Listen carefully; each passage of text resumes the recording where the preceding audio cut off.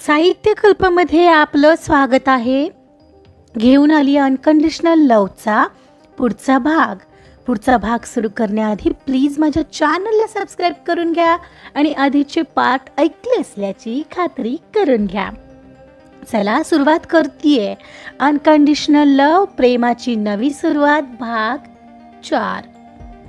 एवढ्या भल्या पहाटे दारावर अनोळखी व्यक्तीला पाहून अवनीची नजर आपोआपच खाली झुकली. त्यात इतका हँडसम, उंचपुरा आणि गोरापान मुलगा, आणि तोही पावसात कच्च भिजलेला. त्याने घातलेला व्हाईट कलरचा शर्ट त्याच्या अंगाला पूर्णतः चिकटलेला. एका नजरेत त्याला तिनं न्याहाळून घेतलेलं. साध्या सरळ स्वभावाच्या अवनीने त्याला तसं पाहताच खाली नजर करतच प्रश्न केला, आपण कोण हवंय आपल्याला? पुढच्या क्षणाला अतिशय नाजूक आवाज आलेला एव्हाना क्षितिजचाही वर गेलेला हात आपोआपच ओशाळून खाली आला होता. पिवळ्या रंगाची साडी नेसलेली ती गोरीपान मुलगी एवढ्या भल्या पहाटे ही अगदी फ्रेश होऊन तयार झाल्यासारखी वाटत होती. ती बहुधा नुकतीच झोपेतून उठली असावी, त्यामुळे तिचे केस किंचित विस्कटलेले दिसत होते, पण तरीही तिच्या चेहऱ्यावर वेगळंच तेजोवलय दिसत होतं. तिचा चेहरा अगदीच नुकत्याच फुललेल्या फुलपाखरासारखा टवटवीत दिसत होता. कपाळावर लावलेली बिंदी तिच्या सौंदर्यात आणखीनच भर घालत होती आणि ती आताही खालीच पाहत होती. त्या क्षणभरात तिचं मूर्तिमंत सौंदर्य त्याच्या डोळ्यांनी क्षणार्धात टिपलं होतं. ते मी एकच मिनिट हा, म्हणत तोही तिला अचानक समोर आलेली पाहून गडबडला.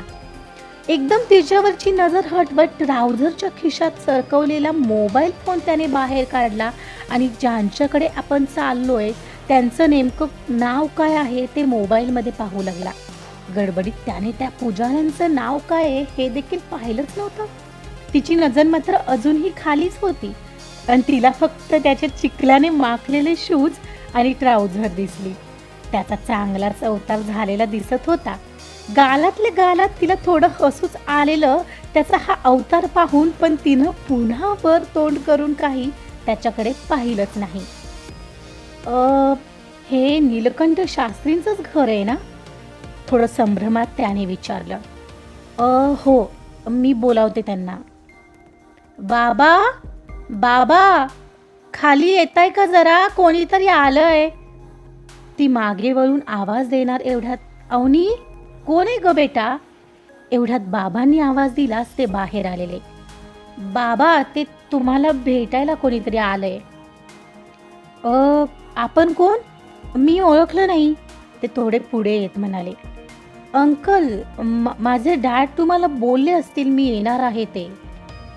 अहो, मी म्हणजे काय, तुमचं काही नाव असेल ते तर सांगा, शास्त्री हसत म्हणाले. हो, मी क्षितिज केळकर, पुण्यावरून आलोय. ते आमच्या कंपनीचा प्लांट असणारे इथे या गावात माझे वडील कार्तिक केळकर तुम्हाला बोलले असतील ना माझ्याबद्दल. ओ अच्छा, कार्तिक केळकर साहेब, त्यांचे तुम्ही चिरंजीव आहात तर. अहो या ना आहात. अवनी बेटा, जा त्यांच्या आंघोळीसाठी गरम पाण्याची सोय कर. हो बाबा, त्यांना उत्तरादाखल मान हलवून म्हणतच ती लगेचच निघून गेली. जाताना तिच्या पायातल्या पैंजणाचा झालेला आवाज क्षणभर मंत्रमुग्ध करणारा असाच वाटलेला त्याला. तो ती गेली त्याच दिशेला भारावल्यासारखा पाहत राहिलेला. एवढ्यात त्यांनी प्रश्न केला आणि तो भानावर आला. अहो, मला वाटलं तुम्ही दुपारपर्यंत याल. माफ करा, म्हणजे तुम्हाला अशी बाहेर वाट पाहावी लागली म्हणून म्हणालो. आणि हे काय झालं, तुमचे कपडे एवढे खराब कसे झाले? अहो, माझी कार बंद पडली मध्येच रस्त्यात, मग मी चालतच निघालो आणि बॅग आणि सामान सगळंच कारमध्ये राहिलंय. आणि थोडा पुढे आलो तर पावसाने हद्दच केली. मग काय, सगळा माखलोय मी चिखलाने. प्लीज कोणाला तरी पाठवून आणता येईल ना माझी कार? हो नक्कीच. आणि तुम्ही एकटेच? म्हणजे साहेब मला म्हणाले होते की तुमच्यासोबत तुमचा बॉडीगार्ड असेल. हो, तोही येईल आज. आता एक काम करा, तुमचे कपडेही चांगलेच खराब झालेत. थोडा वेळ बसा. माझी मुलगी अवनी, ती आत्ता गेलेली माझी मोठी मुलगी आहे. तर पाणी तापलं की ती सांगेल तुम्हाला. आणि काळजी करू नका, तुमची सगळी उत्तम सोय करेन मी. जर काही लागलं तर शिवरामला सांगा, तो माझ्या बहिणीचाच मुलगा आहे. तो करेल तुमची मदत. ओके. बरं मी बघतो. मी पाठवतो कोणाला तरी तुमच्या काळासाठी. तुम्ही बसा तोवर. अंघोळ करून घ्या, मग जरा उजाडलं की मी शिवरामला तुमच्यासोबत पाठवतो तुमचा प्रोजेक्ट दाखवायला. ठीक आहे, आलोच मी. म्हणत ते उठून व्यवस्था करायला जाणार तर क्षितिजने त्यांना पुन्हा आग दिली. अहो अंकल, पण माझे कपडे तर कारमध्येच आहेत, मग आंघोळ वगैरे कशी? काळजी करू नका, मी अवनीला तुम्हाला तात्पुरता माझाच एक सदरा आणि धोतर द्यायला लावतो. ठीक आहे, म्हणत ते आत निघूनही गेले. काही क्षण तसेच गेले असतील. सदरा आणि धोतर हे शब्द मनात घोळवत असलेल्या क्षितिजच्या बुद्धीपर्यंत ते पोहोचलेच नव्हते. तो खूप चालून आणि ड्रायव्हिंग करून खरं तर थकलेला. तसाच मागं डोकं ठेवून सोफ्यावर पडला आणि त्याला झोप येऊ लागली. आणि एक 10 मिनिटांच्या अंतराने त्याला त्या शब्दांचा अर्थ लागला. तसे त्याने गडबडून डोळे उघडले. अरे यार, मला कुठे घालता येतं धोतर? त्याने डोक्यावरून हात मारून घेतलेला. एवढ्यात समोर पुन्हा मघाची ती मुलगी आलेली. तिच्या पैंजणाच्या आवाजाने ते त्याच्या लक्षात आलेलं. शिवाय ती तिथे येऊन थांबलेली त्याला दिसलेलीही. तसं त्याने डोक्यावरचा हात बाजूला करून तो थेट उभा राहिला. तिच्याकडे पाहिलं आणि तिच्याकडे पाहताच तिने मात्र झटकन खाली नजर केली. तुमचं पाणी काढलंय आणि हे तुमच्यासाठी कपडे. ते तिकडे बाथरूम आहे. तिने तो उभा होता त्याच्या सरळ मागच्या साईडला हात केला. तिच्या हाताच्या सुमेकार त्याने पाहिलं तर तिकडे एक रूम असल्यासारखी दिसत होती. तिथे तुम्ही अंघोळ करू शकताय. खाली पाहतच सगळं एका दमात सांगून ती एव्हाना मान वळवत निघालीही होती. एवढ्यात एक्सक्यूज मी, त्याने तिला आवाज दिला. तशी ती जागेवरच थबकली. काही राहिलं का? मला माझी रूम कुठे सांगितलं तर फार बरं होईल. हो हो, तुम्ही इकडून जिन्याने वर गेलात की समोर ती वर दिसते आहे ना, ती खोली तुमचीच आहे. आणि रूमच्या कीज? रूमला फक्त कडी लावली आहे, लॉकची गरज नाही लागत तिला. पण मला हवं असेल लॉक तर? मग मी सांगते बाबांना तसं. Okay, thank you. तो म्हणेपर्यंत तिनं पाठ ही फिरवलेली. आताही तिच्या पैंजणाचा आवाज झालाच होता आणि तो आवाज ऐकला की मात्र त्याला वेगळ्याच जगात गेल्यासारखं वाटत होतं. ती गेली तरीही त्याची नजर तिच्याचकडे होती.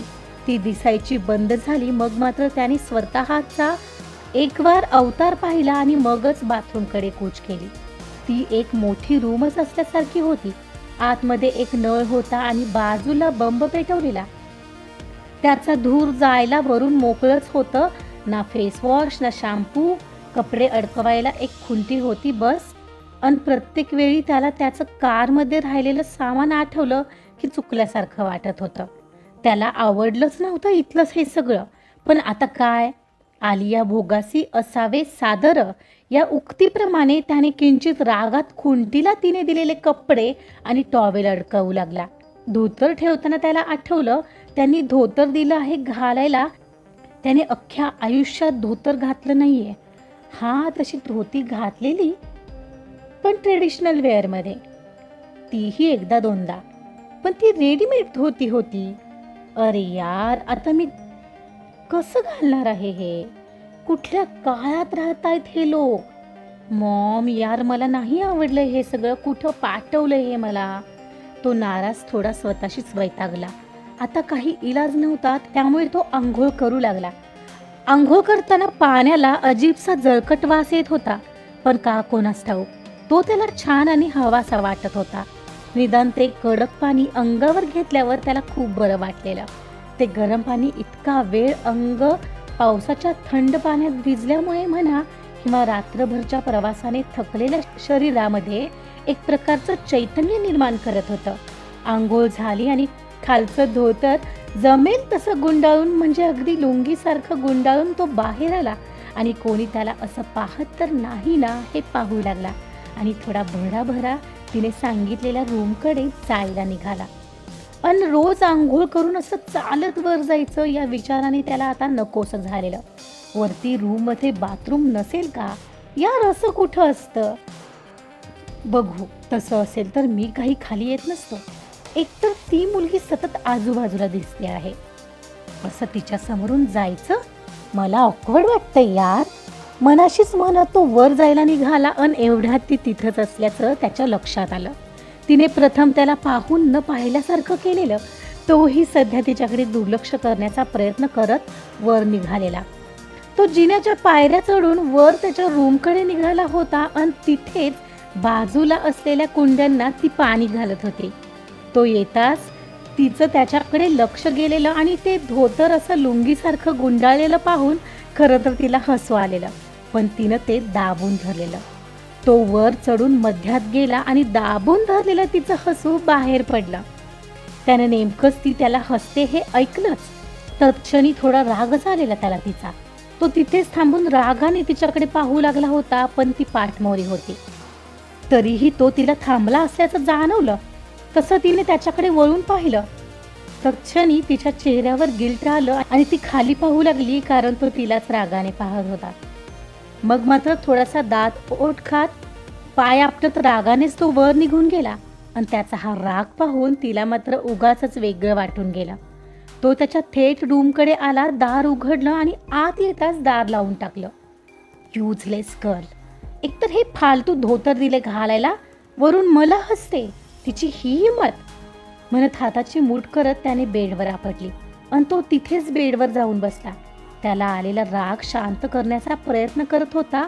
एकतर तिनं असं त्याला पाहिलं हेच त्याला आवडलं नव्हतं. आता बस, कधी एकदाची त्याची बॅग आणि कपडे येतात याची तो वाट पाहत होता. तसं तिच्यासमोर जायचं तर त्याला आवडणारच नव्हतं.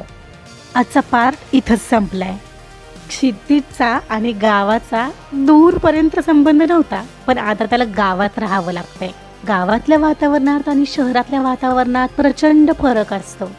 तरी देखील जी मुलगी सतत त्याच्या समोर येते त्याला तिच्याबद्दल काही फिलिंग्स निर्माण होतील का? बघूया पुढच्या भागामध्ये.